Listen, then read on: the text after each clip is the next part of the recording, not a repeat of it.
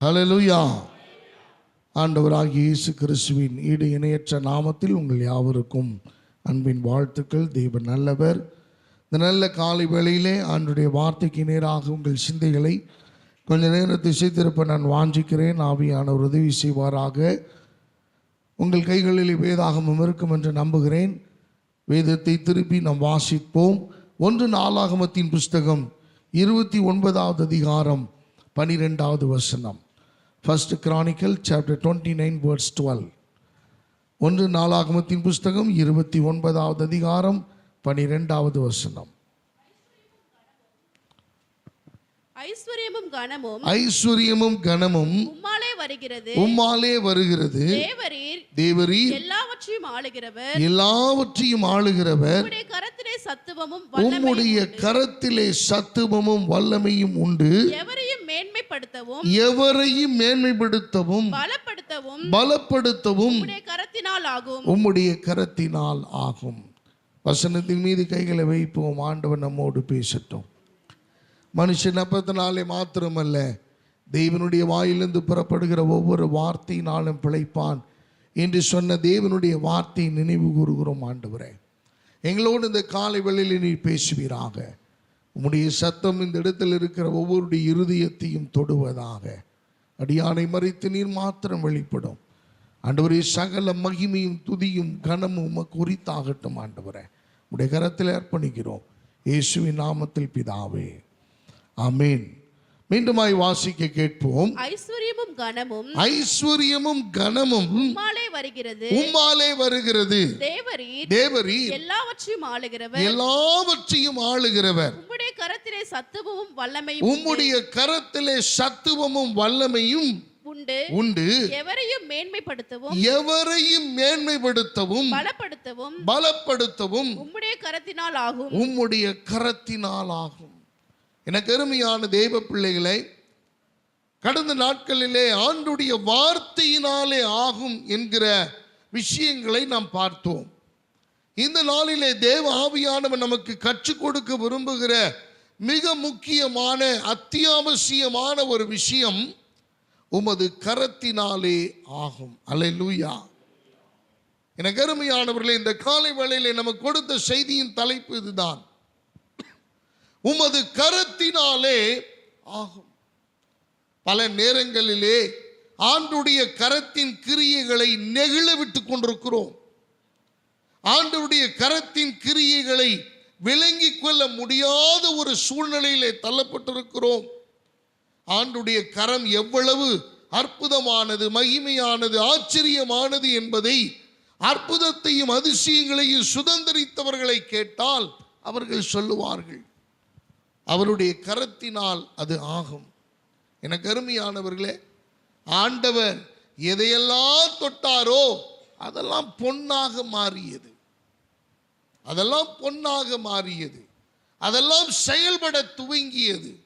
அதெல்லாம் ஆண்டவர் ஆசீர்வதித்தார் என்று வேதத்திலே நாம் வாசிக்கிறோம். இந்த வேதாகமம் நமக்கு முன்பாக இந்த காலை வேளையிலே ஒரு மிகப்பெரிய சவாலை வைக்கிறது.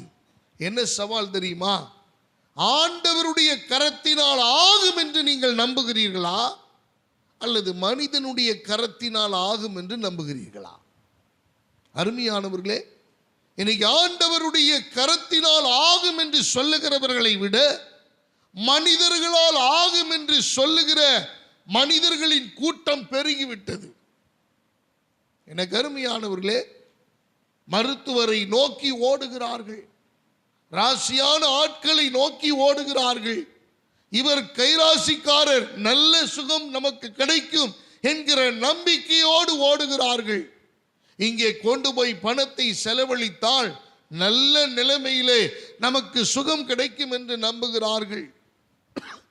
படிப்பின் காரியங்களிலே கூட, இந்த கல்லூரியிலே படித்தால் நம்முடைய பிள்ளையினுடைய எதிர்காலம் நன்றாய் இருக்கும் என்கிற எண்ணம் ஒவ்வொருடைய பெற்றோருக்கும் உண்டாகிறது.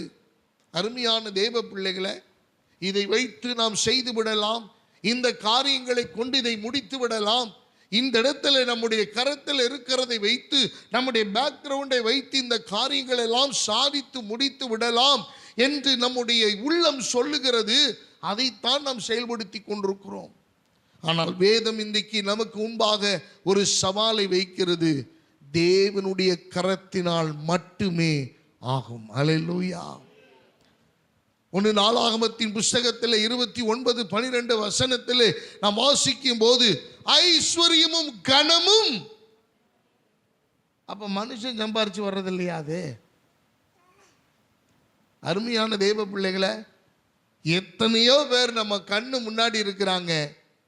சம்பாரிச்சதெல்லாம் பொத்தலான பையிலே போட்டது போல ஒன்று கூட கையில் கிடையாது.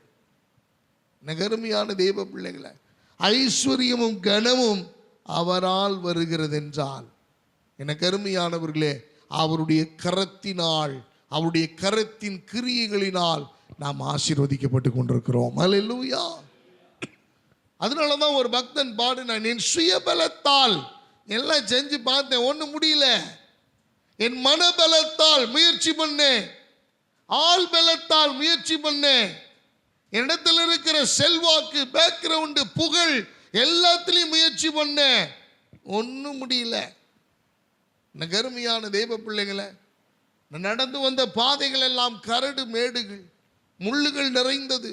பயங்கரமான இரத்தமும் வேர்வையும் சிந்தித்தான் ஒவ்வொரு நாளையும் நகர்த்த வேண்டிய ஒரு நிர்பந்தமான நிலைக்குள் நான் இருக்கிறேன் என்று சொல்லுகிற ஒவ்வொருவருக்கு முன்பாக இந்த வேதாகமம் நமக்கு சவால் கொடுக்கிறது.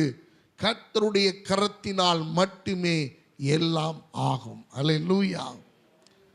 இதை முதலாவது நம் விசுவாசத்தின் விதையாக நம்முடைய உள்ளத்திலே போட்டுக்கொள்ள வேண்டும். இது இல்லாம வேற எதை கேட்டாலும் விளங்காது.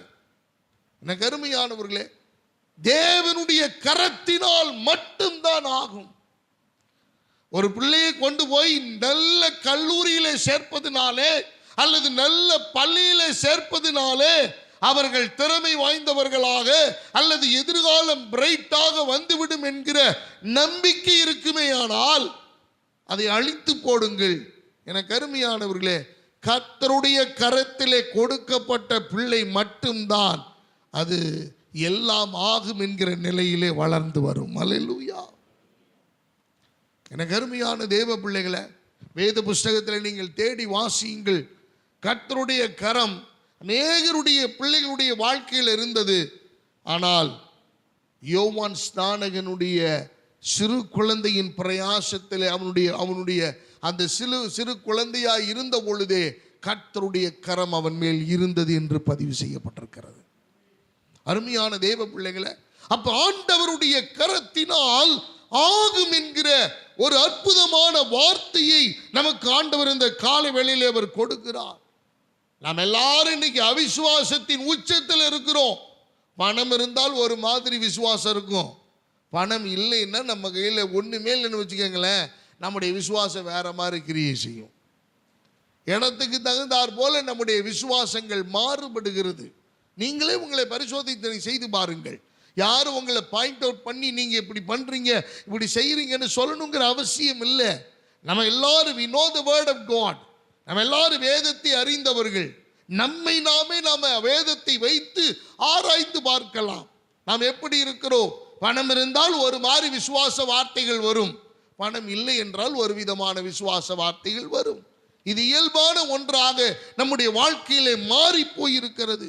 அருமையான தேவ பிள்ளைகளே, ஆனால் இந்த இடத்திலே நம்முடைய வாழ்க்கையில் தேவனுடைய கரத்தை நோக்கி பார்ப்பதற்கு பதிலாக மனிதனுடைய கரத்தை இன்னைக்கு மேலோங்கி வைத்திருக்கிறோம் என்பதுதான் நாம ஏற்றுக்கொள்ளவே முடியாத ஒரு கசப்பான உண்மை. எனக்கு அருமையான தேவ பிள்ளைகளை, நம்ம எல்லாரும் தேவனுடைய கரத்தை நோக்கி பார்ப்பதற்கு பதிலாய் மனிதனுடைய கரத்தை தான் எதிர்பார்த்து கொண்டிருக்கிறோம், காத்து கொண்டிருக்கிறோம். ஆனால் பரிசுத்தவான்களுடைய வாழ்க்கையிலே வேதத்திலே காண்பித்து கொடுக்கப்படுகிற ஒவ்வொருவருடைய வாழ்க்கையிலும் அவர்கள் தேவனை விசுவாசித்தார்கள், கர்த்தருடைய அந்த கரத்தை நோக்கி பார்த்தார்கள். கர்த்தருடைய கரத்தை நோக்கி பார்த்த எவரும் வெட்கப்படவும் இல்லை, தோற்று போகவும் இல்லை. அவர்கள் ஜெயம் கொள்ளுகிற ஒரு வாழ்க்கையை வாழ்ந்தார்கள். அல்லேலூயா. அருமையான கர்த்தருடைய பிள்ளைகளே, அப்ப நம்முடைய வாழ்க்கையிலே கர்த்தருடைய கரத்தை ஒவ்வொரு நாளும் அபியாசப்படுத்த வேண்டும். என்னுடைய கரம் முன்பதாக போகும் முன்பாக தேவனுடைய கரம் செயல்பட வேண்டும். என்னுடைய கரம் செயல்படுவதற்கு, ஆற்றல் பெறுவதற்கு முன்பதாக என் தேவனுடைய கரம் என்னுடைய கரத்தோடு இணைக்கப்பட்டிருக்க வேண்டும். உதாரணமாக மோசேயினுடைய கரத்தோடு தேவனுடைய கரம் இணைக்கப்பட்டிருந்தது. எனக்கு அருமையானவர்களே, ஆண்டவர் சொன்னார், உன் கயிறத்தில் இருக்கிறது என்ன? ஒரு கோல். அதை கீழே போடுன்னு சொன்னார். போட்ட உடனே அது சர்ப்பமாய் மாறியது. அதை பிடித்த உடனே அது மறுபடியும் கோலாக திரும்பிற்று. அந்த கோலை நீட்டி என்கிறார், சமுத்திரம் இரண்டாக பிளந்தது. கோலை மறுபடியும் நீட்டி என்றார், சமுத்திரம் மூடிக்கொண்டது. கோலின் நுனியை கொண்டு போய் அந்த நைல் நதியை தொடு என்கிறார், தொட்ட உடனே இரத்தமாய் மாறினது. அருமையான தேவ பிள்ளைகளே, கர்த்தருடைய கரம் ஒரு மனிதனோடு இணைக்கப்பட்டிருக்குமேயானால் அவன் சாதாரண மனிதன் அல்ல, அவன் அசாதாரணமான மனிதன். அல்லேலூயா. அவர்கள் சாதாரண மனுஷி அல்ல, அசாதாரணமான மனுஷி. அன்பான தேவனுடைய பிள்ளைகளே, கர்த்தருடைய கரம் அவ்வளவு ஆச்சரியமானது. நம்முடைய வாழ்க்கையிலே பின்னி பிணைந்திருக்க வேண்டிய கர்த்தருடைய கரம் எங்கோ ஒரு ஓரமா வச்சிருக்கிறோம். மனிதனுடைய கரத்தை தான், யாருடைய ரெக்கமெண்டேஷன் நம்ம எதிர்பார்க்கிறோம், யாரை பார்த்தால் அது நலமாக இருக்கும், யாரை பார்த்தால் அது நமக்கு உதவியாக இருக்கும், யாரை பிடித்தால் நமக்கு உதவி செய்வார்கள், யாரை போய் சந்தித்தால் இந்த காரியம் வாய்க்கும் என்றெல்லாம் நம்முடைய உள்ளம் அது பூரிக்கிறது. நம்முடைய உள்ளம் கர்த்தருடைய கரத்தை நோக்கி பார்ப்பதற்கு பதிலாக கிழக்கையும் மேற்கையும் வடக்கையும் தெற்கையும் இருக்கிற நாசியுள்ள மனுஷனை மாத்திரமே நம்பிக்கொண்டிருக்கிறது. அருமையான கர்த்தருடைய பிள்ளைகளை நன்றாய் கவனிப்போம். ஆனால் கர்த்தருடைய கரம் நம்முடைய வாழ்க்கையிலே இந்த நாளிலே அவர் அப்பியாசப்படுத்த வேண்டும் என்று விரும்புகிறார். நீங்களும் நானும் அவருடைய வார்த்தைக்கு செவி கொடுப்போமே ஆனால், அவருடைய வார்த்தைக்கு கீழ்ப்படிவோமே ஆனால், கர்த்தருடைய வார்த்தை எனக்கானது என்பதை நீங்கள் இந்த காலை வேளையிலே உறுதி செய்து கொள்வீர்களே ஆனால், என் தேவன் உங்களுக்கு எனக்கும் சொல்லுகிற காரியம் அவருடைய கரத்தினால் ஆகும். அல்லேலூயா. ஆண்டவருடைய கரம் பல்வேறு பரிமாணங்களிலே, பல்வேறு கோணங்களிலே, பல்வேறு நிலைகளிலே, பல்வேறு சூழ்நிலைகளிலே பல்வேறு விதமாய் செயல்படுகிறதை பார்க்க முடியும். ஆண்டவருடைய பலத்த கரம், ஆண்டவருடைய கரம் பராக்கிரமம் செய்யும் என்று சங்கீதம் 21:8 சொல்லப்பட்டிருக்கிறது. ஆண்டவருடைய கரம் தயவுள்ள கரம் என்று நெகேமியா தீர்க்கன் 2வது அதிகாரம் 8வது வசனத்திலே சொல்லுகிறான். அவருடைய கரம் உருவாக்கும் கரம் என்று சங்கீதம் 95:5 சொல்லப்பட்டிருக்கிறது. அவருடைய கரம் பலத்த கரம் என்று எரேமியா தீர்க்கன் 21வது அதிகாரம் 5வது வசனத்தில் அவன் பதிவு செய்கிறான். இப்படியாக ஆண்டவருடைய கரம் பல்வேறு நிலைகளிலே, பல்வேறு சூழ்நிலைகளிலே, பல்வேறு காலகட்டங்களிலே, பல்வேறு கோணங்களிலே நம்முடைய மூளைக்கு, நம்முடைய சிந்தைக்கு, நம்முடைய கற்பனைக்கு, நம்முடைய எண்ணங்களுக்கு எட்டாத வகையிலே அவருடைய கரம் புகுந்து செயல்பட ஆற்றல் உள்ள கரம் அவருடைய கரத்தினால் ஆகும். அல்லேலூயா. எனக்கு அருமையான தேவ பிள்ளைகளை, நான் இதை சொல்லி கொடுக்கணும்னா இந்த 4 வாரம் நான் எடுத்துக்க வேண்டியது இருக்கும். அவ்வளவு தேவனுடைய கரத்தின் கிரியைகளை ஆண்டவர் வைத்திருக்கிறார். பரிசுத்தவான்களுடைய வாழ்க்கையிலே, வேத புத்தகத்திலே தேவனுடைய கரம் எவ்வளமாய் செயல்பட்டிருக்கிறது என்பதை ஆராய்கிற போது நம்முடைய உள்ளம் பூரிக்கிறது. பரிசுத்தவான்களுடைய வாழ்க்கையிலே, கர்த்தருடைய ஜனங்களுடைய வாழ்க்கையிலே, கீழ்ப்படியாதவர்களுடைய வாழ்க்கையிலே கூட இவ்வளவாய் தேவனுடைய கரம் செயல்பட முடியுமா என்பதை நாம் நினைத்து கூட பார்க்க முடியாத அளவுக்கு ஆண்டவர் கிரியை செய்திருக்கிறார். தேவனுடைய கரத்தினால் ஆகும். நீங்கள் விசுவாசித்தால் எல்லாம் ஆகும் என்று சொன்ன ஆண்டவர் இன்னைக்கு ஆண்டவர் சொல்லுகிறார், உமது கரத்தினால் ஆகும். அல்லேலூயா. ஆண்டவருடைய கரத்தினால் எல்லாம் ஆகும். ஒரு சில முக்கியமான பதிவுகளை உங்களுக்கு முன்பதாக நான் வைக்க விரும்புகிறேன். இவைகள் எல்லாம் வேதத்தில் இருந்த சான்றுகள், கற்பனை கதைகள் அல்ல. நன்றாய் நீங்கள் கவனிப்பீர்களே ஆனால் இது நம்முடைய வாழ்க்கையில பிரயோஜனமாக இருக்கும். தேவனுடைய கரத்தை நீங்கள் ருசித்து விட்டால், ஆண்டவர் சொன்னாரு, நல்ல கவனிங்க, உங்களுடைய முகத்தை அவருடைய உள்ளங்கையில் என்ன செஞ்சிருக்காரா? வரைந்து வைத்திருக்கிறார். இந்தியாவில் மாத்திரம் எத்தனை கோடி பேர் பாப்புலேஷன்? ஹலோ, இந்தியாவில் மாத்திரம் பாப்புலேஷன் எவ்வளவு? ஹலோ, சரி, இந்தியாவில் இருக்கிறவங்க கைகளை உயர்த்துங்க பார்க்கலாம். அப்ப நிறைய பேர் இந்தியாவிலே இல்லை.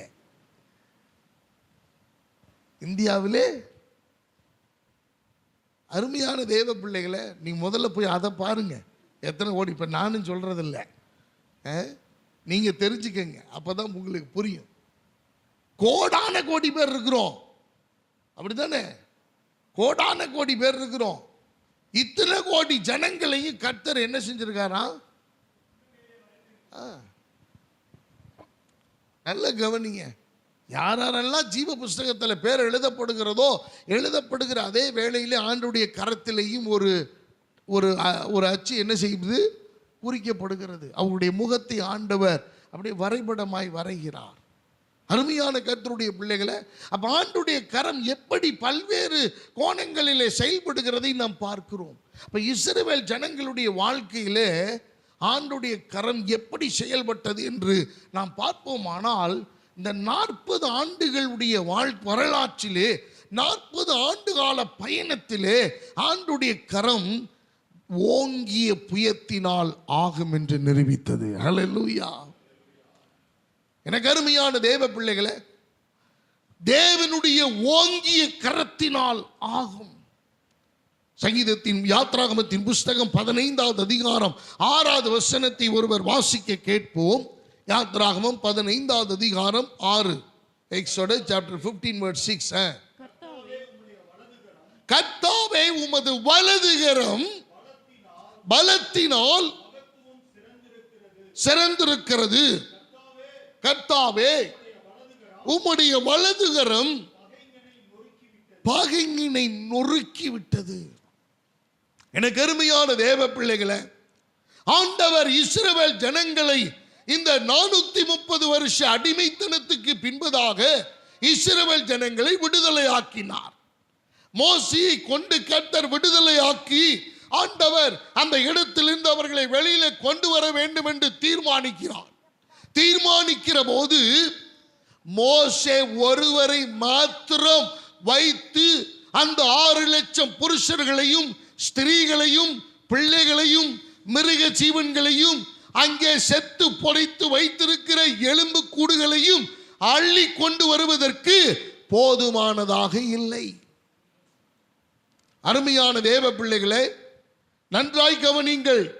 ஒரு மனிதனை கொண்டு ஆண்டவர் செய்வதற்கு இந்த காரியத்தை நடப்பிக்கும் முன்பதாக தேவனுடைய ஓங்கிய கரம் இஸ்ரவேல் ஜனங்கள் மேல் இருந்தது. அதன் காரணமாகத்தான் இந்த 430 வருஷ அடிமைத்தனத்தில் இருந்து மோசே இஸ்ரவேல் ஜனங்களை மீட்டெடுத்தான். அல்லேலூயா.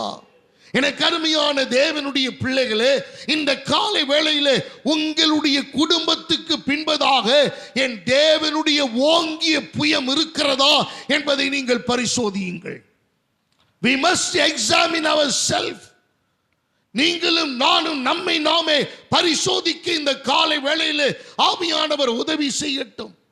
உங்களுடைய பின்புலத்திலே பணம் இருக்கிறதா என்பதை நீங்கள் பார்த்த அவசியம் இல்லை. உங்கள் பின்புலத்திலே யார் உங்களுக்கு பக்க பலமாக இருக்கிறார்கள் என்பது பெரிதானது அல்ல. உங்களுடைய பின்புலத்திலே யாரெல்லாம் உங்களுக்கு ஆதரவாக இருக்கிறார்கள், பகைமையாய் இருக்கிறார்கள், உங்களுக்கு எதிராக யார் செயல்படுகிறார்கள் என்பது அல்ல. இப்பொழுது நீங்களும் நானும் பார்க்க வேண்டிய ஒன்றே ஒன்று, என்னுடைய குடும்பத்துக்கு பின்புலமாக ஒரு ஓங்கிய புயம் இருக்கிறது, கர்த்தருடைய ஓங்கிய கரம் இருக்கிறது என்பதை நீங்கள் உறுதி செய்வீர்களே ஆனால் என் தேவனாகிய கர்த்தர் எந்த அடிமைத்தனத்தில் நீங்கள் இருந்தாலும் அந்த அடிமைத்தனத்திலிருந்து உங்களை மீட்டெடுக்க அவர் வல்லமையுள்ளவராயிருக்கிறார்.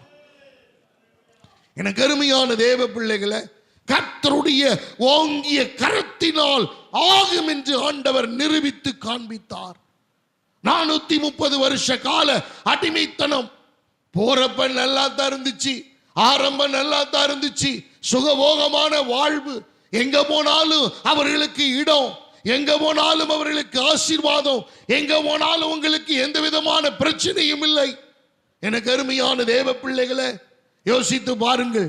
இப்போ ஒரு தீவுக்கு, இப்போ ஒரு நாட்டில், கனடாவுக்கு பக்கத்தில் இருக்கிற ஒரு தீவில் நீங்கள் குடியேறி வருவீர்களே ஆனால் உங்களுக்கு 92 லட்சம் தருவேன் என்று சொல்லுகிறார்கள். கவர்மெண்ட் அறிவிச்சிருக்கு. போலாமா?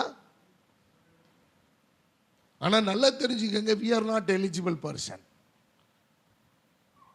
எனக்கு அருமையானவர்களே, அங்க பிறந்து அங்க வளர்ந்துருக்கணும். அந்த ஊர் பூரா பேய் ஊர்னு சொல்றாங்க.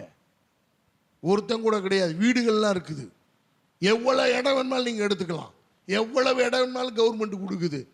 ஆனா எவ்வளவு தருது அவங்களுக்கு ஸ்டைஃபன்னு? 92 லட்சம். பிள்ளைகள் படிக்கிறதுக்கு அவங்க பார்த்துக்குவாங்க, ட்ரீட்மெண்ட் ஃப்ரீ, எல்லாமே ஃப்ரீ. பாப்புலேஷன் அதிகமாக்குவதற்காக அங்கே ஜனத்தொகை ரொம்ப குறைவாக இருக்கிறாங்க, அங்கே குடியுரிமை அவங்களுக்கு இலவசமாய் கொடுத்து எல்லாத்தையும் பண்ணுறாங்க. எனக்கு அருமையான தேவ பிள்ளைகளை, யோசித்து பாருங்கள். தேவனுடைய கரம் இஸ்ரவேல் ஜனங்கள் மீது இருந்ததுனால தான் போகும்போது நல்லா இருந்துச்சு. இப்போ போகும்போது நமக்கு நல்லா தான் இருக்கும், இலவசமாக தர்றான்ல. அதுக்கப்புறம் ஒவ்வொன்றா நம்மகிட்ட கொடுத்தது பூரா ஒரு டேக்ஸ் போட்டு அதை திருப்பி வாங்குவான். ரோட் டேக்ஸ், பல்லு விளக்குறதுக்கு டேக்ஸ். அடுத்தது நீங்கள் ஏன் கண்ணாடி போட்டிருக்கிறீங்க? டேக்ஸ். நீங்கள் முக்காடு போட்டிருக்கிறீங்க? டேக்ஸ். நீங்கள் ரொம்ப நடக்கிறீங்க? டேக்ஸ். மெதுவாக நடக்கணும். நீங்கள் ரொம்ப ஸ்லோவாக நடக்கிறீங்க? டேக்ஸ். நீங்கள் 4 சக்கர வண்டி வச்சுருக்கிறீங்க? டேக்ஸ். 3 சக்கர தனி டேக்ஸ். எப்படி நடந்து போனாவே டேக்ஸ்னா அப்புறம் வாகனத்துக்கு டேக்ஸ் போட மாட்டானா? நீங்கள் என்ன டெய்லி மாவாட்டி தோசை சொல்கிறீங்க? டேக்ஸ் போட். அப்படிலாம் வந்தால் நல்லா தான் இருக்கும். வேறு வேறு வெரைட்டியான உணவு தரும்ல. டப்புன்னு மாவை பாக்கிட்டு வாங்கிட்டு வந்து டப்புன்னு ஊற்றி கொடுத்துட்றாங்க. தோசை மாதிரியே சுருண்டு கிடக்குறாங்க. ஒரு நிம்மதியான ஒரு இது இல்லை. அது வயிறு நிரம்ப மாட்டேங்குது. 11 மணிக்கு கவன் பசிக்குது, போய் தண்ணியை 12 மணிக்கு எந்திரிச்சு உட்காந்து ஸ்நாக்ஸ் சாப்பிட்டுக்கிட்டு இருக்குது. அன்பான தேவனுடைய பிள்ளைகளை, யோசித்து பாருங்கள். இஸ்ரவேல் ஜனங்களுடைய அடிமைத்தனத்திலிருந்து விடுவிப்பதற்கு மோசேயினுடைய கரம் மட்டும் போதுமானதாக இல்லை, தேவனுடைய கரம் பின்புலத்திலே செயல்பட்டு கொண்டிருந்தது. இன்னைக்கு உங்க பின்னாடி தேவனுடைய புயம் இருக்கிறதா? உங்க பிள்ளைகள் பின்னாடி கர்த்தருடைய கரம் இருக்கிறது என்று உறுதி செய்திருக்கிறீர்களா? உங்கள் வாழ்க்கையில், உங்களுடைய வேலையில் கர்த்தருடைய கரம் இருக்கிறது என்பதை உங்களால் உறுதியாய் சொல்ல முடியுமா? அருமையான கர்த்தருடைய பிள்ளைகளை, நல்ல வாழ்க்கை வாழணும், நல்ல எதிர்காலம் இருக்கணும், நல்ல ஃபியூச்சர் அமையணும், நல்ல கரியர் அமையணும், நல்ல வேலை அமையணும், நல்ல எதிர்காலம் அமையணும், நல்ல நம்ம தொழில் அமையணும், நல்ல பிஸ்னஸ் வளரணும். இது எல்லாவற்றிற்கு பின்புலமாக தேவனுடைய ஓங்கிய புயம் இருக்கிறதா என்பதை நீங்கள் உறுதி செய்தால் ஒழிய எனக்கு அருமையான எந்த மாற்றமும் நிகழப்போவதில்லை. 430 வருஷ காலம் அடிமைத்தனத்திலிருந்து ஆண்டவர் விடுதலையாக்க ஆண்டவர் இஸ்ரவேல் ஜனங்களுக்கு மோசேயை கொண்டு வந்தார். மோசேயை கொண்டு வந்தோடனே பிரச்சனை ஆகி போச்சு. 10 விதமான வாதைகளை அனுப்பினார். எனக்கு அருமையான தேவ பிள்ளைகளை, அந்த இடத்துல ஒரு வார்த்தையை சொல்றாரு பாருங்க. யாத்திராகமம் 15:6 அதை வாசிப்போம். கர்த்தாவே, உமது வலது கரத்தின் பலத்தினால் மகத்துவம் சிறந்திருக்கிறது. கர்த்தாவே, உம்முடைய வலது கரம் பகைஞனை நொறுக்கி விட்டது. பகைஞனை என்ன பண்ணிருக்கா? அருமையான தெய்வ பிள்ளைகளை, நீங்களும் நானும் நிறைய நேரத்தில் நம்முடைய கரத்தை கொண்டே பகைஞனை ஜெயித்து விடுவோம் என்று எண்ணி தோற்று போய் வெம்பி அழுது கொண்டிருக்கிறோம்.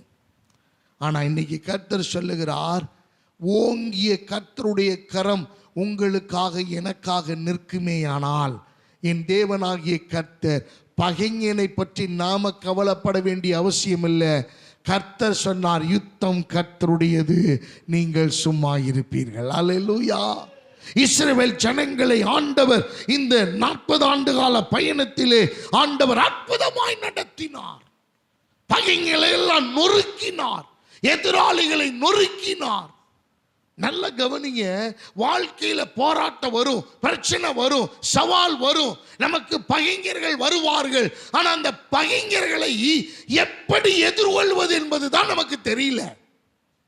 நம்ம மாம்சத்தில் வெற்றி கொள்ள நினைக்கிறோம், மாம்சத்தில் நம்முடைய புய பலத்தை வைத்து நாம் சமாளித்து விடலாம் என்று எண்ணி விடுகிறோம். அதெல்லாம் அல்ல.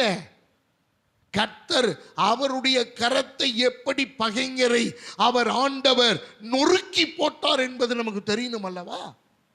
யாத்ராகமத்தின் புஸ்தகம் 15வது அதிகாரம் 1வது வசனத்தை வாசியுங்கள். அப்பொழுது மோசேயும் இஸ்ரவேல் புத்திரரும் கர்த்தரை புகழ்ந்து பாடின பாட்டு கர்த்தரை பாடுவேன் மகிமையாய் வெற்றி சிறந்தார். குதிரையையும் குதிரை வீரனையும் கடலிலே தள்ளினார்.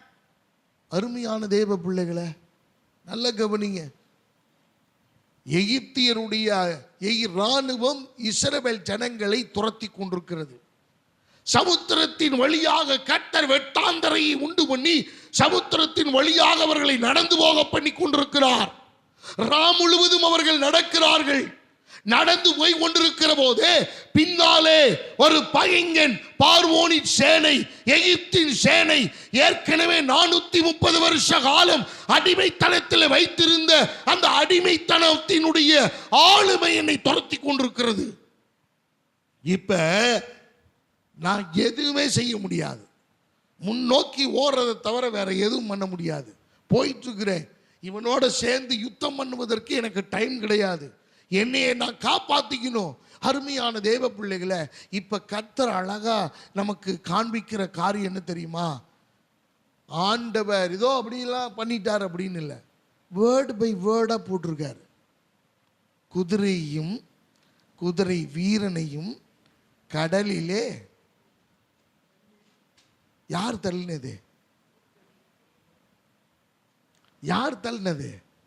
இஸ்ரவேல் ஜனங்களா? மோசே ஒவ்வொருத்தரையும் போய் தள்ளிட்டு வந்தாரா? எனக்கு அருமையான தேவ பிள்ளைகளை, வேற யார் தள்ளினது? ஓங்கிய கர்த்தருடைய கரம். ஹல்லேலூயா. நீங்களும் நானும் அமைதியா அவருக்கு கீழ்ப்படிஞ்சு ஒழுக்கமா இருந்தோம்னா போதும், அவர் தள்ள வேண்டியதை தள்ளிடுவார். எனக்கு அருமையான தேவ பிள்ளைகளை, கடலிலே குதிரையையும், நான் இப்போ யோசிச்சேன், வேர்டு பை வேர்டா டிக்டேட் பண்ணி நமக்கு சொல்லி கொடுத்துருக்காரு ஆண்டவர். குதிரை, அந்த குதிரையையும் குதிரை வீரனையும் ஆண்டவர் அப்படி தெளிவாக சொல்றாரு பாருங்க. அந்த குதிரை வீரனை தள்ளி போட்டார் அப்படின்னு சொல்லியிருக்கலாம். வாயில்லாத ஜீவன் ஒன்று வருது பாருங்க, குதிரை, அந்த குதிரையையும் கர்த்தர் தள்ளினார். அருமையான தெய்வ பிள்ளைகள், அதுக்கு அர்த்தம் என்ன தெரியுங்களா? இப்படி யோசிச்சுங்களேன், நம்முடைய எதிராளியை மட்டும் தள்ள மாட்டாரு.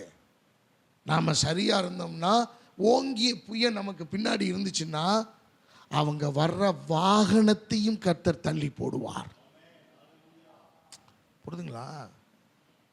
இப்ப ஆண்டவர் சொல்றாரு, அவர்கள் உருளைகள் கழலவும் அவர்கள் தங்கள் ரதத்தை வருத்தத்தோடவே நடத்தவும். இப்ப யாரு அவங்க உருளையை போய் கலட்டினது? நீங்க முன்னாடி முதல்ல தப்பிச்சு போக வழியை பார்ப்பீங்களா?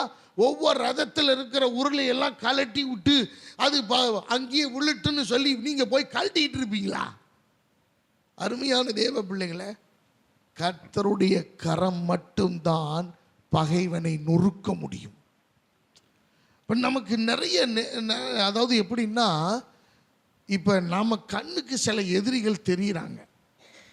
பிஸ்னஸில், நம்ம வாழ்க்கையில், நம்முடைய படிக்கிற இடங்களில், வேலை பார்க்குற இடங்களில் நம்முடைய எதிராளிகள். யாரை எதிராளிகளாக பார்க்குறோம்? நமக்கு யார் ஒத்து வரலையோ அவங்கெல்லாம் எதிராளிகள். இப்போ நானே யார்ட்டையாவது சரியாக பேசலைன்னா நான் யார் அவங்களுக்கு? ஆமாம், அப்படித்தான் இருக்கும். அப்புறம் நான் ஃபோன் பண்ண எடுக்க மாட்டாங்க. நீ ஃபோன் பண்ண, நான் ஃபோன் பண்ணி எடுக்கல நீ அப்படின்னு. எதிராளியா மாறிடும். அப்ப இவங்கெல்லாம் பத்திலாம் ஆண்டவர் இங்க பேசல.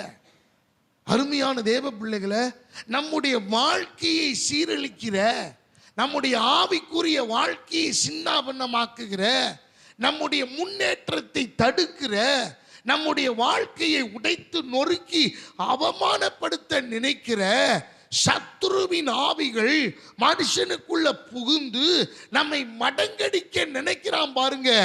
அந்த கண்ணுக்கு தெரியாத அந்த எனிமிஸ, அந்த பகைவர்களை, அந்த பகைஞர்களை கர்த்தர் நொறுக்குவதற்கு, உருளைகள் கலன்று போவதற்கு அவருடைய ஓங்கிய கரத்தினால் ஆகும் என்று கர்த்தர் சொல்லுகிறார். அல்லேலூயா.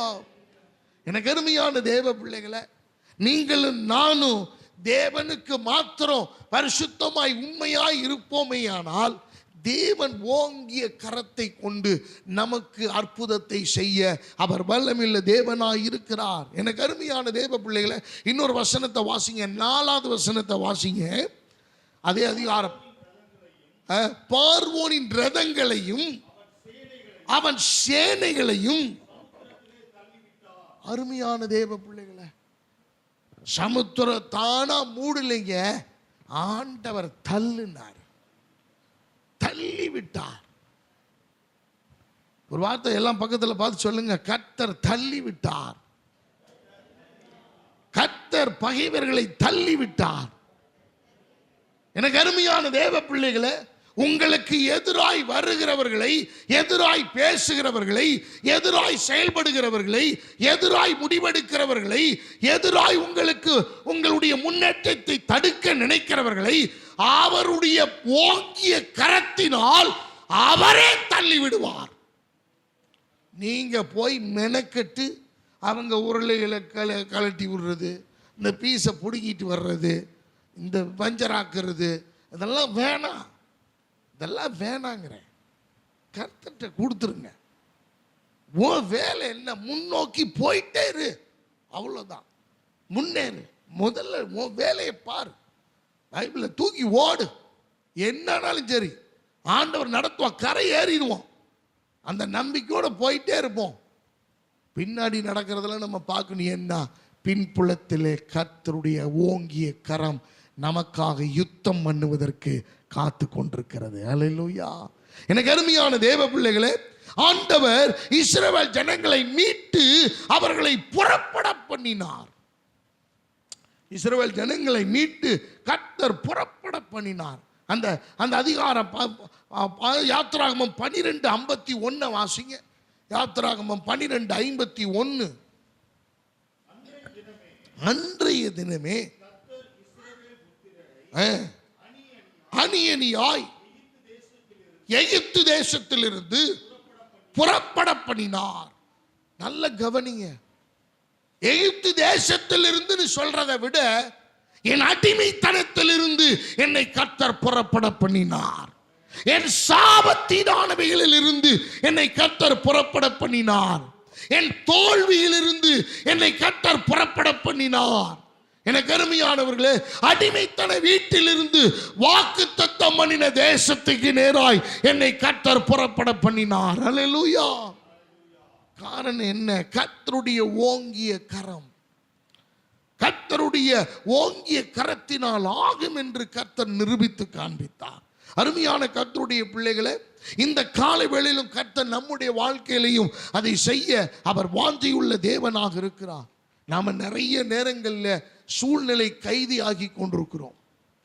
வேலையில் ஒரு அடிமைத்தனம், குடும்பத்தில் ஒரு அடிமைத்தனம், படிக்கிற இடங்களில் ஒரு அடிமைத்தனம், எல்லா இடத்துலையும் ஒரு அடிமைத்தனத்தில் சிக்கி தவிக்கிறோம். எனக்கு அருமையான தெய்வ பிள்ளைகளை, நமக்கு ஆண்டவர் ஒரு ஃப்ரீடம் கொடுத்திருக்கிறார். நமக்கு ஒரு ஆசீர்வாதமான தேவன் இருக்கிறார். நம்மை ஆசீர்வதிக்கிற தேவன் இருக்கிறார். ஓங்கிய கரத்தை யார் நம்புகிறார்களோ அவர்கள் அடிமையில் ஒரு நாள் இருக்கவே மாட்டாங்க. அல்லேலூயா. அவங்கள யாரும் அடிமைப்படுத்த முடியாது. ஏன்னா அவர்கள் பின்புலத்தில் யாருடைய கரம் இருக்கிறது? கர்த்தருடைய ஓங்கிய புயம் இருக்கிறது. கர்த்தருடைய ஓங்கிய கரத்தினால் ஆகும். எனக்கு அருமையானவர்களே, இஸ்ரவேல் ஜனங்கள் யார் எங்களை தப்புவிப்பார், யார் எங்களுக்கு உதவி செய்வார், யார் எங்களை அடிமைத்தனத்திலிருந்து மீட்டெடுப்பார். எல்லாம் ஆரம்பத்தில் நல்லா இருந்துச்சு, வீடு வாசல் கிடைச்சப்ப நல்லா இருந்துச்சு, மிருக ஜீவன்கள் எல்லாம் நல்லா இருந்த போது, வளர்ந்த போது நல்லா இருந்துச்சு. ஆனால் அதுக்கப்புறம் யோசேப்பை அறியாத பார்வோன் வந்தபோது அவர்களை நொறுக்க ஆரம்பித்தான், சிறைபிடிக்க ஆரம்பித்தான், அவர்களை கொலை செய்ய ஆரம்பித்தான், அவர்களை கொல்ல ஆரம்பித்தான். ஆண் பிள்ளைகள் எல்லாம் கொலை செய்யும்படிக்கு திட்டம் தீட்டினான்.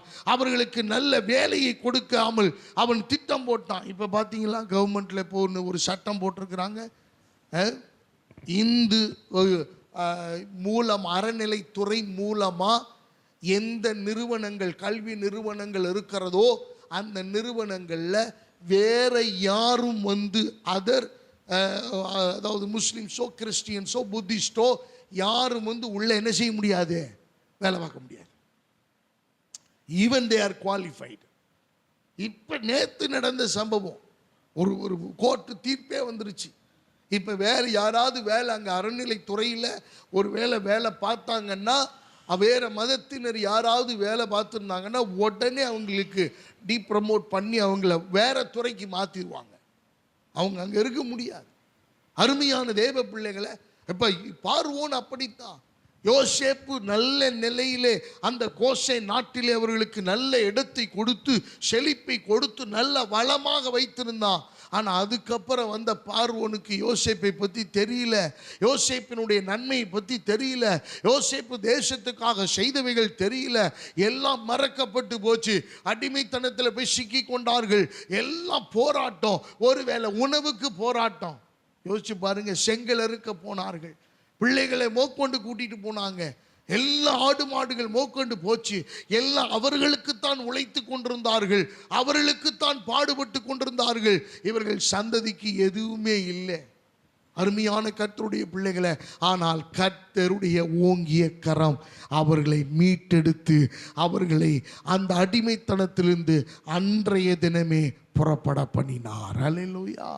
அருமையான கர்த்தருடைய பிள்ளைகளை, நீங்களும் நானும் தேவனுடைய வார்த்தைக்கு நடுங்கி நிற்கும் போது, தேவனுடைய வசனத்துக்கு நடுங்கி நிற்கும் போது, அவருடைய கரம் தான் நமக்கு பிரதானம். மனுஷனுடைய கரத்தை நோக்காதீங்க. மனுஷனுடைய நாசியிலே சுவாசமுள்ள மனுஷனை நம்பாதே. எனக்கு அருமையானவர்களே, வேதம் சொல்லுகிறது, it is better to take refuge in the Lord than to trust in a man. மனிதனை நம்புவதை பார்க்கிலும் கர்த்தர் பேரில் பற்றுதலாய் இருப்பதே நலம். கர்த்தரை நம்புங்க, கர்த்தருடைய கரத்தை பிடித்து கொள்ளுங்கள். கர்த்தருடைய கரம் அது ஓங்கிய புயத்தை நீங்கள் பிடித்து கொள்வீர்களே, ஆனால் அந்த புயம் வேற மாதிரி வேலை செய்யும். உங்கள் பகைவரை நொறுக்கும், உங்களை மீட்டெடுக்கும், உங்களை ஆசீர்வாதத்துக்கு நேராக புறப்பட பண்ணும். அல்லேலூயா. உங்களை ஆசீர்வாதத்துக்கு நேராக உந்தி தள்ளும். இரண்டாவது ஒரு காரியத்தை நம்ம பார்ப்போம். முடியாது என்பது அவருடைய கரத்தினால் ஆகும். எப்படி ஓங்கிய புயத்தினால் ஆகும் என்று ஆண்டவர் முதல்ல சொன்னாரோ, இரண்டாவது ஆண்டவர் நமக்கு சொல்லித் தருகிற பாடம், அவர் முடியாது என்பதை அவருடைய கரத்தினால் ஆகும். எனக்கு அருமையான தேவ பிள்ளைகளை, லூக்கா எழுதின சுவிசேஷம் 7வது அதிகாரம் 11வது வசனத்திலே வாசிப்போமே, ஆனால் 1வது வசனத்திலிருந்து நீங்கள் அந்த 11வது வசனத்திலிருந்து வாசிங்கன்னு சொன்னா, அதில் சொல்லப்பட்டிருக்கிறது, இயேசு நாயின் ஊருக்கு போகிறார். அந்த ஊருக்கு போகிற வழியிலே அந்த ஊரின் வாசலிலே ஒரு விதவையினுடைய மகன் மரித்து போனவனாய் பாடையிலே வைக்கப்பட்டு அவனை கொண்டு போய் கொண்டிருக்கிறார்கள். அப்படிப்பட்டதான சூழ்நிலையிலே இயேசு அந்த இடத்திலே வந்து பார்க்கிறார், சூழ்நிலையை புரிந்து கொள்ளுகிறார். அந்த விதவைக்கு அந்த வாலிபன் ஒரே மகன், அந்த ஒரு மகனையும் இழந்து நிற்கிறாள். என்ன செய்வதென்று தெரியவில்லை. பாடையை இறக்க சொல்லுகிறார், பாடை இறக்கி வைக்கிறார்கள்.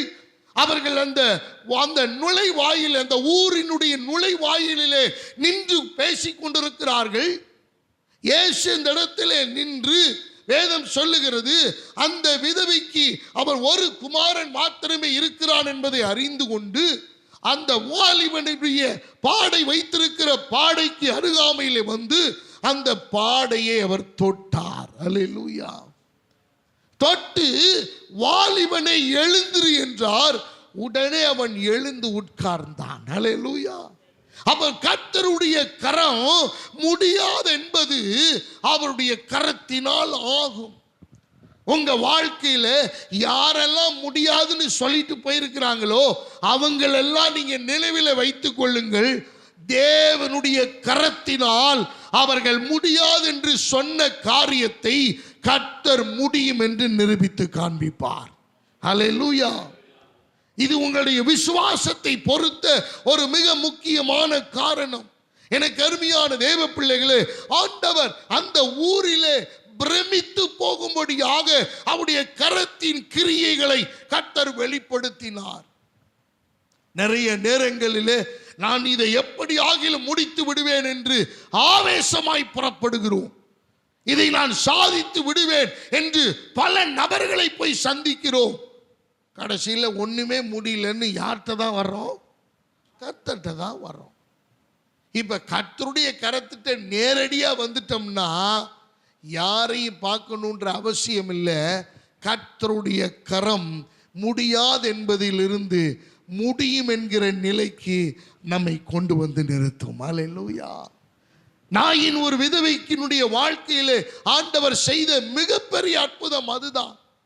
எனக்கு அருமையான தேவ பிள்ளைகளே, மரித்து போன வாலிபனை கொண்டு வந்தால் உயிரோடு கூட திரும்பவும் அந்த ஊருக்குள்ளே இன்னொரு ஆச்சரியத்தை சொல்ல வேண்டுமானால், முதன் முறையாக வெளியில கொண்டு போன பணம் உயிரோட ஊருக்குள்ள திரும்பி வந்தது அந்த நாயின் ஊர்ல இந்த வாலிபனுடைய உயிர் தான். அப்ப முடியாததுன்றத யோசிச்சு பாருங்க. முதல்ல பணத்தவே இப்போ ஊருக்குள்ள கொண்டு வர மாட்டேங்கிறாங்க. எங்கேயாவது ஆஸ்பத்திரியில் இறந்து போயிட்டாங்கன்னா ஊருக்குள்ளெல்லாம் கொண்டு வரணும்னு ஊருக்குள்ளே மறியல் பண்ணுறாங்க. அதான் அங்கே முடிச்சு போச்சு இல்லைங்க, நீங்கள் அப்படியே வச்சு கல்லறையில் முடிச்சிருங்க அப்படின்னு சொல்கிற காலமாக போச்சு. இப்போ யோசித்து பாருங்கள்.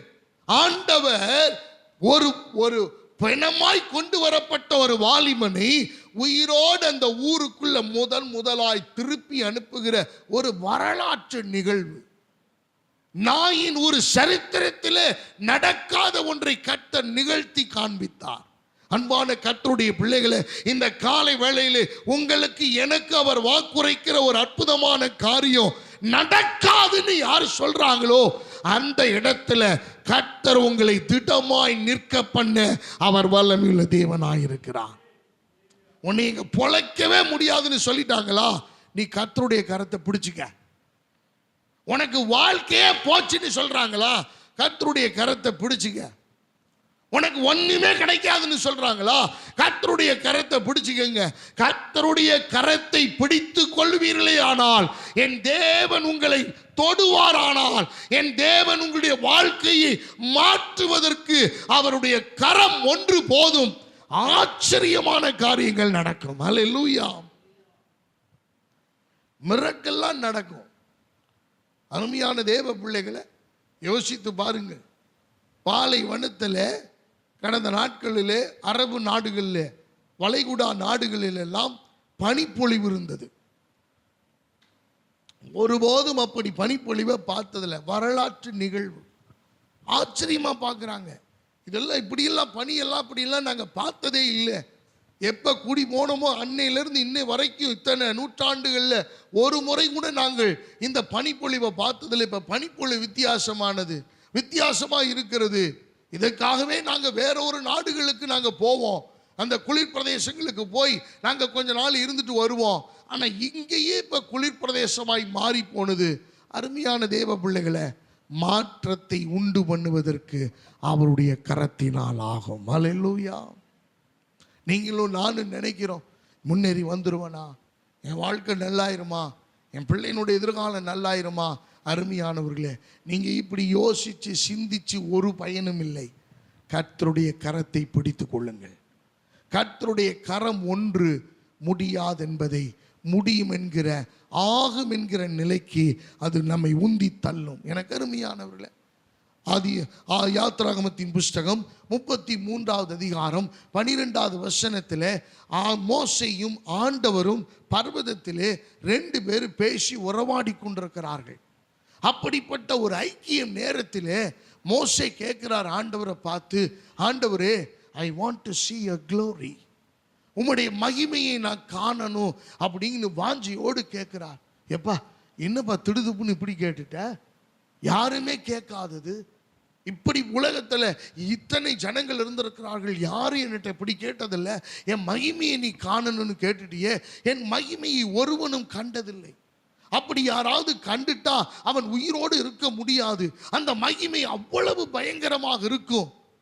அப்ப ஆண்டவர் என் பிள்ளை கேட்டுட்டா நான் கேட்டதை கொடுத்தாகணும் அப்படின்னு என்னிடத்தில் ஒரு இடம் உண்டு, ஒரு ஸ்தலம் உண்டு. அந்த ஸ்தலத்தில் போய் கண்மலையின் வெடிப்பிலே நீ போய் மறைத்துக்கொள், என் கரத்தினால் உன்னை மூடுவேன் என்று கர்த்தர் சொன்னார். அந்த வசனத்தை வாசிங்க, 33:12. அதற்கு அவர்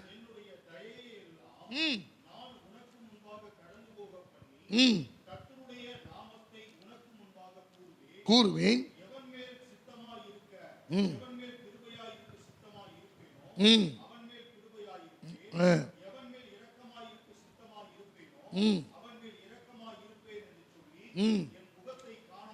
காணமாட்டாய், இருக்கக்கூடாது என்றார். என் அண்டையில் ஒரு இடம் உண்டு, கண்மலையின் நில்லு, கடந்து போகும்போது நான் உன்னை வைத்து கடந்து போகும் மட்டும். அல்லேலூயா. நல்ல சத்தமா சொல்லுமா அல்லேலூயா. ஆண்டவருடைய கரத்தினால் மூடுகிறார், உடைய கரத்தினால் ஆகும் என்று சொல்லுங்க. ஏங்க இவன் செத்து போயிடுவாங்க, இவன் சாக கூடாதுன்னுட்டு மோசே மரித்து போகக்கூடாது என்பதற்காக அவருடைய கரத்தை கொண்டு அந்த கரத்தினால் அந்த கண்மலையின் வெடிப்புக்குள்ளே மோசை வைத்து கர்த்தர் மூடுகிறார், பாதுகாக்கிறார். அப்ப ஆண்டவருடைய கரம் எவ்வளவு வல்லமையாய் செயல்படுகிறது. எனக்கு அருமையான தேவ பிள்ளைகளை, இப்பவும் நான் உங்களுக்கு ஒரு பதிவை நான் உங்களுக்கு சொல்லுகிறேன். எல்லா ஆபத்திலிருந்தும் நீங்களா தப்பிக்கல. ஹலோ, கேக்குதுங்களா? எல்லா ஆபத்திலிருந்தும் நீங்களா தப்பு வைத்துக் கொள்ளல. நீங்களா உங்க திறமையினால துள்ளி குதிச்சு ஓடி வரல. அவருடைய கரத்தினால் உங்களை மூடி வைத்திருக்கிறார். அதனாலதான் இன்னமும் நம்ம உயிரோட இருக்கிறோம். அல்லேலூயா. எனக்கு அருமையான தேவ பிள்ளைகளை, யோசித்து பாருங்கள். நேற்றைய முந்தைய தினம் மியான்மரில், தாய்லாந்து அந்த பகுதிகளில் பயங்கரமான நிலநடுக்கம், 7.7 ரிக்டர் அளவுகோல். நிற்கவே முடியாது. 6 பாயிண்ட்டுக்கு மேலே போனாலே நம்மளால் தலை சுத்த ஆரம்பிச்சிடும், எல்லா பில்டிங்கெல்லாம் ஷேக் ஆகும். இது 7.7 ரிக்டர் அளவில். எனக்கு அருமையான நிறைய பேரை காணலை. பில்டிங் கொலாப்ஸ்டு, எல்லாம் அழிஞ்சு போச்சு, எல்லாம் நிகிரகமாய் போச்சு, ஒன்றுமே இல்லை. மேலே இருந்த கட்டடங்கள்லாம் குலுங்கி மேலே உயரத்தில் 50 மாடிக்கு மேலே நீச்சல் குளம் வச்சிருந்த நீச்சல் குளத்தில் இருந்தெல்லாம் தண்ணீர் ஊற்றி கொண்டிருக்கிறது. அருமையான தேவ பிள்ளைகளை, இன்னைக்கு நம்ம நிம்மதியாக தூங்கி நிம்மதியாக சொகுசாக எந்திரிச்சு, நமக்கு இன்னைக்கு ஃபேன் இல்லைன்னா கூலர் இல்லைன்னா ஏசி இல்லைன்னா வெளியில் போட்டு கட்டில் போட்டு கொசுவில் கட்டி பத்திரமா படுத்து தூங்குற சொகுசான வாழ்க்கை கர்த்தர் கொடுத்திருக்கிறார். இதெல்லாம் எதனால தெரியுமா? அவருடைய கரத்தினால் நம்மை மூடி பாதுகாத்து கொண்டிருக்கிறார். அல்லேலூயா. அவருடைய கரத்தை எடுத்துட்டான்னா முடிஞ்சு போச்சு. எனக்கு அருமையான தேவ பிள்ளைகளை, அந்த மகிமையை நம்மளை சுட்டரிச்சிடும். அந்த மகிமையை நம்மளால தாங்க முடியாது. எனக்கு அன்பானவர்களே, ஆண்டவருடைய கரத்தினால் ஆண்டவர் மூடி மறைத்து கொண்டார். 1 ராஜாக்களின் புஸ்தகம் 8வது அதிகாரம் 15வது வசனத்தை வாசிப்போமேயானால், 1 ராஜாக்கள் 8:15. அவன் சொன்னது, தேவனாகிய கர்த்தருக்கு ஸ்தோத்திரம், அவர் என் தகப்பனாகிய தாவீதுக்கு தம்முடைய வாக்கினால் சொன்னதை தம்முடைய கரத்தினால் நிறைவேற்றினார். எனக்கு அருமையான தேவ பிள்ளைகளே, தாவீதுக்கு மனசுக்குள்ள ரொம்ப ஆசை, எப்படியாகிலும் ஆண்டவருக்கு என்று ஒரு ஆலயத்தை கட்டி போடணும் அப்படின்னு பிரயாசப்பட்டான், சவதரித்தான். ராஜாக்களையெல்லாம் நட்பு கொண்டான், எல்லா பொருட்களையும் சபதரித்து வைத்தான். ஆனா ஆண்டவர் சொல்லிட்டார் தெளிவா, எப்பா உன்னால சர்ச்சு கட்ட முடியாது, எனக்கென்று ஆலயத்தை நீ கட்டுவதற்கு நான் அனுமதிக்க போறதில்லை. ஆனால் உன்னுடைய கர்ப்ப பிறப்பாய் இருக்கிறவனே இந்த தேவாலயத்தை கட்டுவான், எனக்கென்று ஆலயத்தை கட்டுவான். நீ என்ன பண்ண, பொருள் எல்லாம் சேர்த்து வைட்டார் ஆண்டவர். எனக்கு அருமையான வாக்கினாலே வார்த்தையினாலே சொன்னதை தம்முடைய கரத்தினாலே நிறைவேற்றினார். நல்ல புரியணும். ஆண்டவர் மோசேக்கு ஒரு மாதிரியை காண்பித்தார். அந்த மாதிரியை தான் கொண்டு வந்து ஆசரிப்பு கூடாரமாக அவர் இஸ்ரவேல் ஜனங்களினுடைய நடுவிலே அவர் ஆசரிப்பு கூடாரத்தை உருவாக்கினார். காண்பித்த மாதிரியின்படியே ஆண்டவர் ஏற்கனவே ஒரு மாடல் காண்பிக்கப்பட்டது. அந்த மாடல் அப்படியே அவர் டிக்டோவா வந்து அவர் காப்பி பண்ணார். எனக்கு அருமையானவர்களே, இதிலிருந்து எடுக்கப்பட்ட ஒரு மாதிரியை தான் அந்த சாலமோன் மூலமாக அந்த ஒர்னானின் களத்திலே தேவாலயம் கட்டப்படுகிறது. கட்டிட்டு அவர் சொல்றாரு, அப்பா கிட்ட நீங்க சொன்னீங்க, உம்முடைய கரத்தினால் என்னை கொண்டு நிறைவேற்றினீர். அல்லேலூயா. அருமையான தேவ பிள்ளைகளை, சில நேரங்களில் ஆண்டவர் நமக்கு கொடுத்த வாக்குத்தத்தங்கள் கால தாமதம் ஆகிறது போல தெரியலாம். ஆண்டவர் God never delays. You know that? ஆண்டவர் ஒருபோதும் தாமதிக்கிற தேவன் அல்ல. He is waiting for his perfect time. ஆண்டவர் ஒருபோது தாமதிக்கிறவர் அல்ல, அவருடைய நேரத்துக்காக அவர் காத்து கொண்டிருக்கிறார். He is waiting for his perfect time. God never delays.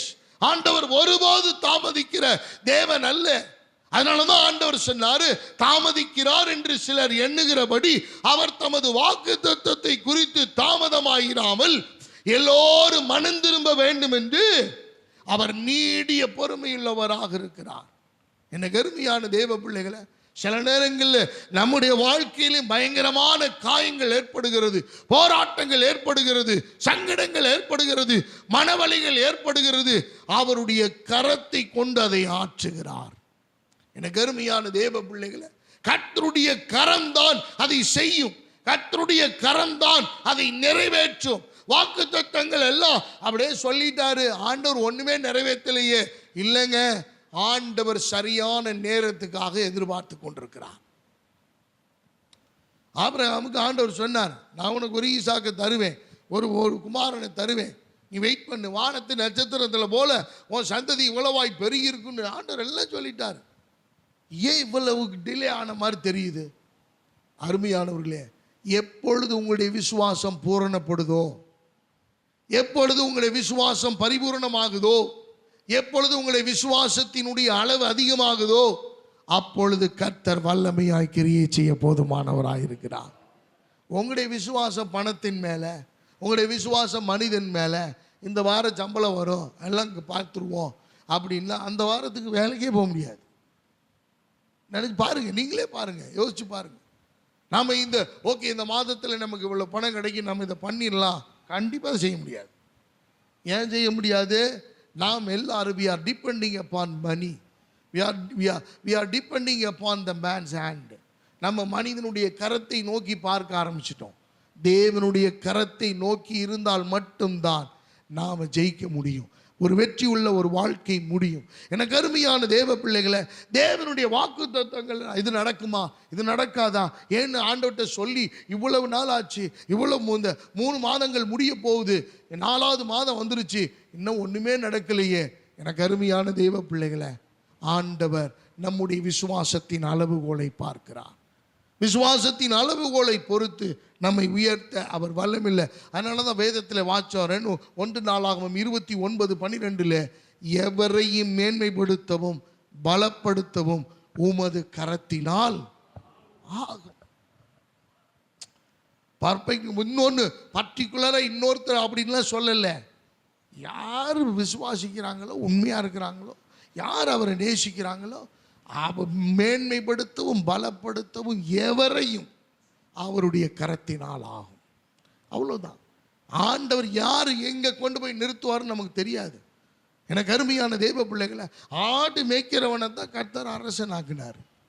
பயந்து கொண்டிருந்த கிதியோனை தான் கர்த்தர் கொண்டு போய் அவனை ஒரு பராக்கிரமசாலியாய் கர்த்தர் நிறுத்தினார். அல்லேலூயா.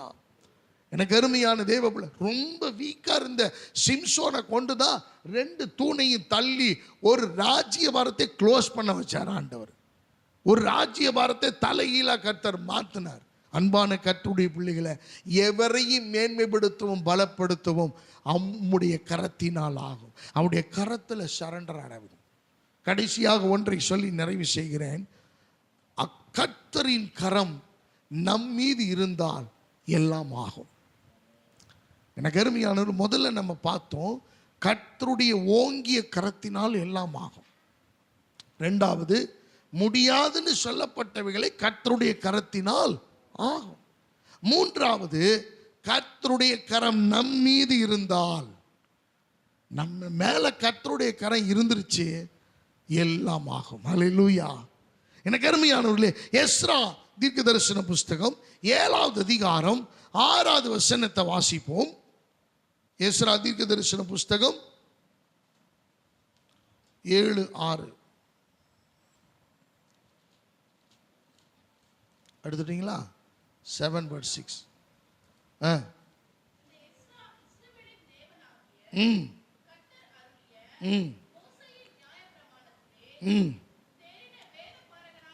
இருந்தான்,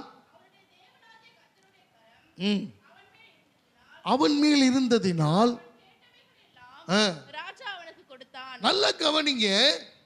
பாபிலோனின் சிறையிருப்பில் இருந்து விடுதலையாகி எஸ்ரா தீர்க்கன், எனக்கு அருமையான பெர்சியனாகிய அர்தசஷ்டா என்கிற ராஜா ஆளுமையில் இருக்கிற போது இவன் புறப்பட்டு வருகிறான். சிறையில் இருந்து வருகிறான். சிறையிருப்பில் இருந்து இவன் மீண்டு வருகிறான். அப்படிப்பட்ட காலத்திலே கர்த்தருடைய கரம் எஸ்ராவின் மேல் இருந்ததினால் ராஜா கிட்ட போய் என்னெல்லாம் கேட்டானோ அதையெல்லாம் ராஜா கொடுக்கும்படி கர்த்தர் அனுக்கிரகம் பண்ணினார். அல்லேலூயா. நல்ல கவனிங்க. எத்தனை பேருக்கு புரியுது? கர்த்தருடைய கரம் இன்னைக்கு நிறைய காரியம் நம்மள்கிட்ட வாய்க்கல. நல்ல கவனிங்க. வாய் கெட்டின, கை கெட்டினது வாய் கெட்டல. நமக்கு தெரியுது இது கிடைச்சா நல்லா இருக்குன்னு, ஆனா கிடைக்கல. காரணம் என்ன தெரியுமா? நாம கேட்டது ஏன் கிடைக்கல அப்படின்னா, தேவனுடைய கரம் நம் மீது இல்லாமல் போனதுனாலே. எஸ்ராவின் வாழ்க்கையிலே கர்த்தருடைய கரம் அவன் மேல் இருந்ததினால் ராஜாவிடத்திலே அவன் கேட்ட எல்லாவற்றையும் அவன் கொடுத்தான். வசனம் அதே அதிகாரம் 9வது வசனத்தை வாசிங்க. முதலாம் மாதம் முதல் தேதியிலே அவன் பாபிலோனில் இருந்து பிரயாணமாக புறப்பட்டு 5ஆம் மாதம் முதல் தேதியிலே தன் தேவனுடைய தயவுள்ள கரம் தன் மேல் இருந்ததினால் எருசலேமுக்கு வந்தான். தேவனுடைய தயவுள்ள கரம் அவன் மேல் இருந்தது. 28வது வசனத்தை வாசிப்பீர்களேயானால் 28. அப்படியே என் தேவனாகிய கர்த்தருடைய கரம் என் மேல் இருந்ததினால் நான் திடன் கொண்டு இஸ்ரவேலில் சில தலைவரை என்னோட கூட வரும்படி சேர்த்துக்கொண்டேன். எனக்கு அருமையான தேவ பிள்ளைகளே, தேவனுடைய கரம் நம் மீது இருக்குமேயானால் காரியம் வாய்க்கும். ஏன்னா தேவனுடைய கரம் ஆகாது என்பதை கூட ஆகும் என்பதை நிரூபித்து காண்பிக்கும். அல்லேலூயா. கர்த்தர் எஸ்ராவோடு கூட ஆண்டவருடைய கரம் இருந்தது. யோசேப்பை குறித்து பார்க்கும்போது யோசேப்போடு கர்த்தர் இருந்தார் என்று சொல்லுவதை விட கர்த்தருடைய கரம் யோசேப்போடு இருந்தது. வேதம் சொல்லுகிறது, போத்திபாருடைய மனைவி, அது மாத்திரமல்ல அந்த பார்வோன் சிறைச்சாலையின் தலைவன், எல்லோரும் அறிந்திருந்த ஒரு உண்மை என்ன தெரியுமா? கர்த்தர் யோசேப்போடு இருக்கிறார் என்பதை அவர்கள் அறிந்து வைத்திருந்தார்கள். அதனாலதான் அவன் காரியமெல்லாம் வாய்த்தது. அவன் செய்கிற காரியங்கள் எல்லாம் சிறப்பாக இருந்தது, திறம் வாய்ந்ததாக இருந்தது, ஞானம் நிறைந்ததாக இருந்தது. வேதம் சொல்லுகிறது, நீங்கள் வாசித்து பாருங்கள், தானியேலின் புஸ்தகத்திலே தானியேலோடு கூட இருந்த சாத்ராக், மேஷாக், ஆபேத்நேகோ என்பவர்களும் தானியேலுடைய காரியம் கோரேசனுடைய நாட்களிலும் தரியு ராஜ்ய வாரிய காலத்திலும் அவனுடைய காரியம் ஜெயமாயிருந்தது. காரணம் என்ன தெரியுமா? கர்த்தருடைய கரம் தானியேலோடு இருந்தபடியினாலே. ஹல்லேலூயா. மறைபொருளையும் ரகசியங்களையும் வெளிப்படுத்துகிற அந்த ஞானமும் அறிவும் புத்தி கூர்மையும் கர்த்தர் அவர்களுக்கு கொடுத்து கர்த்தருடைய கரம் அவர்களோடு இருந்தது. அருமையான தேவ பிள்ளைகளை, கர்த்தருடைய கரம் நம்மோடு இருந்துச்சுன்னா பெரிய பெரிய அற்புதங்கள் நடக்கும், அதிசயங்களும் ஆச்சரியங்கள் நடக்கும். எசேக்கியேல் தீர்க்க தரிசன புஸ்தகத்தில் ஆண்டவர் சொல்லுகிறார், இப்போ 3வது அதிகாரம் 22வது வசனத்தை வாசிக்கும் போது, கர்த்தருடைய கரம் எசேக்கியேல் தீர்க்கதரிசியின் மேல் அமர்ந்து, நீ எழுந்து பள்ளத்தாக்குக்கு புறப்பட்டு போ, அங்கே உன்னுடனே பேசுவேன் என்றார். எனக்கு அருமையானவர்களே, எசேக்கியேல் தீர்க்கதரிசிக்கு ஆண்டவர் சொல்றார், ஏப்பா என்னுடைய கரம் உன் மேல இருக்கு, நீ போ, என்னுடைய கரம் உன் மேல அமர்ந்து இருக்கு, நீ எங்க போ அப்படின்றார்னா, நல்ல கவனிங்க, எலும்புகள் நிறைந்த வனாந்தரமான பள்ளத்தாக்குக்கு போ சொல்றார். பள்ளத்தாக்கிலே போய் அவன் கம்பீரமாய் வசனத்தை பிரசங்கம் பண்ணுகிறான். பள்ளத்தாக்குல வெறும் எலும்புகளுக்கு, உயிரற்ற எலும்புகளுக்கு பிரசங்கம் பண்ண சொல்றார் ஆண்டவர். பிரசங்கம் பண்ணுகிறான், அவர்கள் உயிரோடு எழும்பி வருகிறார்கள். அல்லேலூயா. எங்க கடந்துச்சுன்னு தெரியல, எலும்பு எங்க சதை வந்துச்சுன்னு தெரியல, எல்லாம் ஒன்றோடு ஒன்று இணைந்து முதல்ல எலும்பு கூடானது, அப்புறம் சதைகள் வந்து சேர்ந்தது, அப்புறம் உயிர் வந்தது, அப்புறம் எல்லாம் அப்படியே ஒரு மனிதனாய் அவர்கள் காட்சியளித்தார்கள். எலும்புகள் நிறைந்த பள்ளத்தாக்கை உயிரோடு எழுப்பும் ஆற்றல் கர்த்தருடைய கரம் எசேக்கியேல் மீது அமர்ந்ததினால் மாத்திரமே. ஹல்லேலூயா. அருமையான தேவனுடைய பிள்ளைகளை, இந்த காலை வேளையிலே ஆண்டவர் உங்கள் வாழ்க்கையிலும் என் வாழ்க்கையிலையும் கர்த்தருடைய கரம் நம் மேல அமர்ந்திருக்கட்டும். நம்ம பிள்ளைகள் மேல கர்த்தருடைய கரம் அமர்ந்திருக்கட்டும். நம்முடைய குடும்பத்தின் மீது கர்த்தருடைய கரம் அமர்ந்திருக்கட்டும். நம்முடைய சபையின் மீது கர்த்தருடைய கரம் அமர்ந்திருக்கட்டும். நம்முடைய பிள்ளைகள் செய்கிற பிஸ்னஸ்ல கர்த்தருடைய கரம் அமர்ந்திருக்கட்டும். காரணம் என்ன தெரியுமா?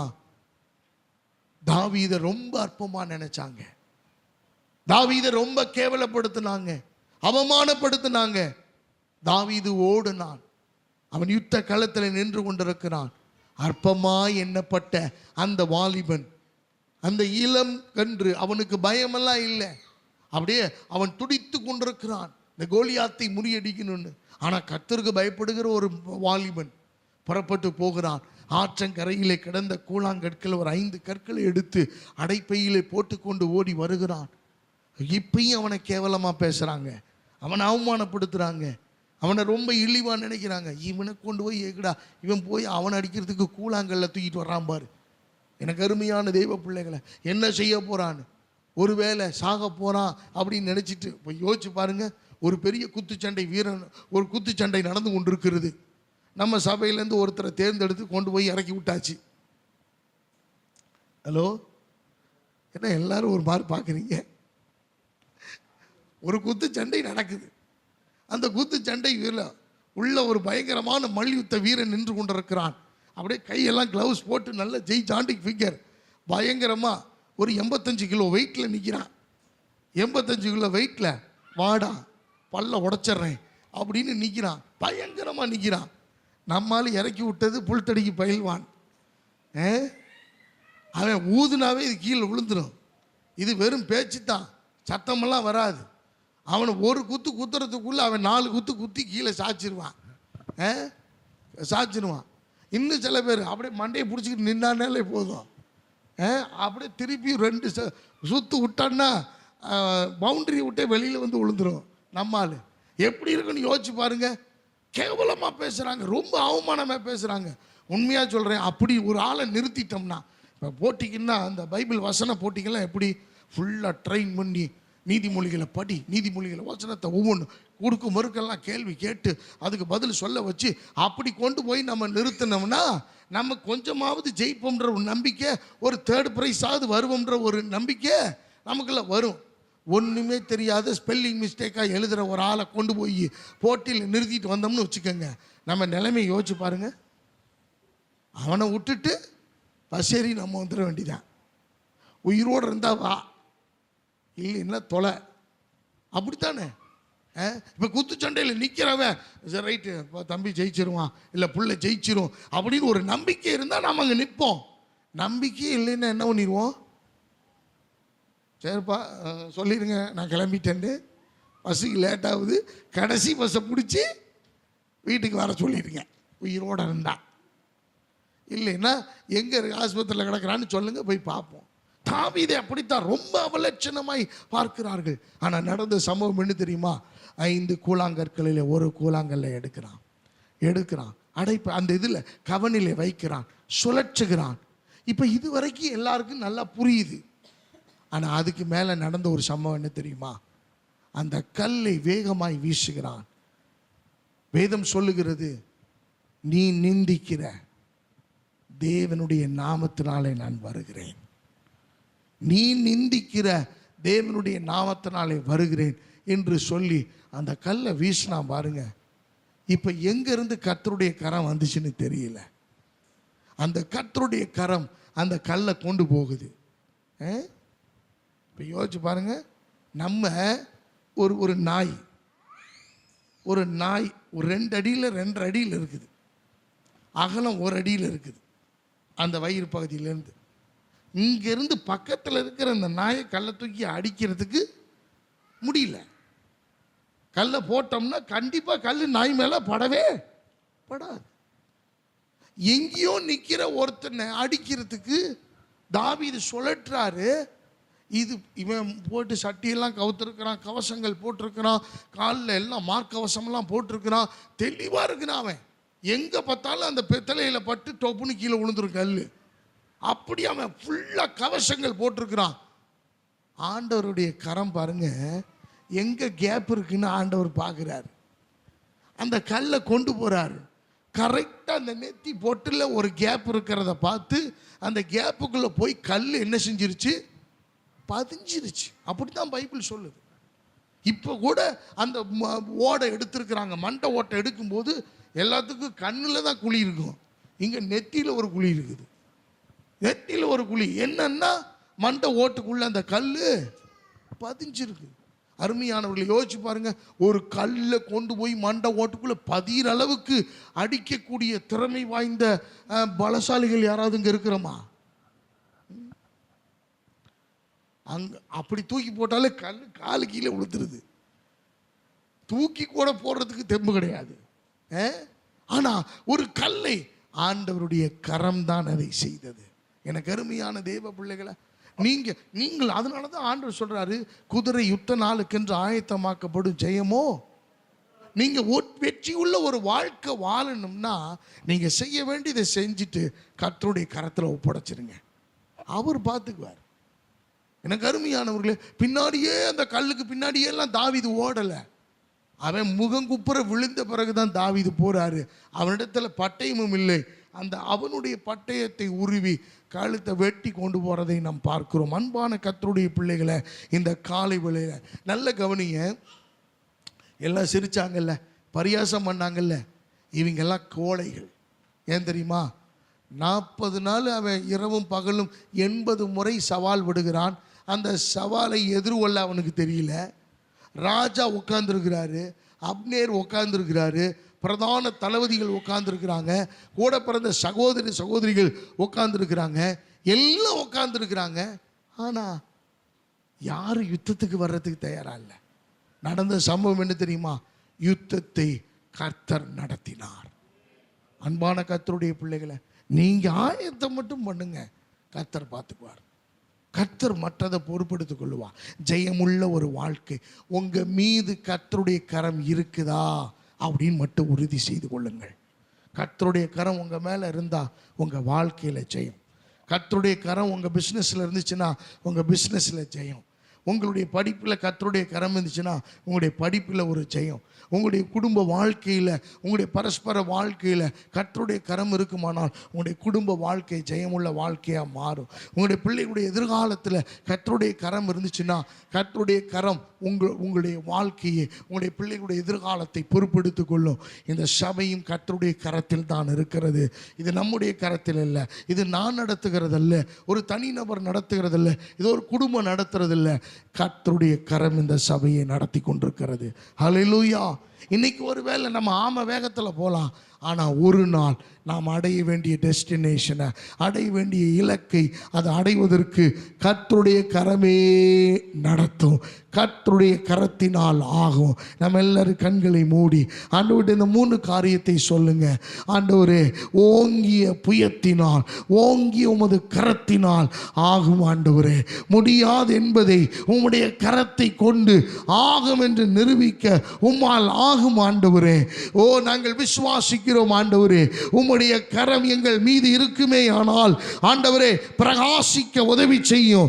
ஆண்டவரே, சாதனையாளராக, ஜெயங்கொள்ளுகிறவர்களாக, ஞானம் நிறைந்தவர்களாக, புத்தி கூர்மை நிறைந்தவர்களாக, ஆண்டவரே ஸ்தோத்திரம், கர்த்தருக்கு மகிமையாய் விளங்கும்படியாக தேவனுடைய கரம் எங்களை பயன்படுத்த முடியும். ஆண்டவரே, நாங்கள் விசுவாசிக்கிறோம், நாங்கள் விசுவாசிக்கிறோம். ராஜாவின் கரத்திலே நாங்கள் ஒப்பு கொடுக்கிறோம். ஆண்டவரே, உம்முடைய பலத்த கரத்திலே நாங்கள் அர்ப்பணிக்கிறோம். ஆண்டவரே, இயேசுவின் நாமத்தினாலே, வல்லமையுள்ள நாமத்தினாலே, இரக்கமுள்ள நாமத்தினாலே ஆண்டவர் நிச்சயமாய் நமக்கு உதவி செய்வார். அவருடைய கரத்தை பிடிச்சுக்கங்க. இன்னைக்கு அவருடைய கரத்தை பிடித்துக் கொள்ளுங்கள்.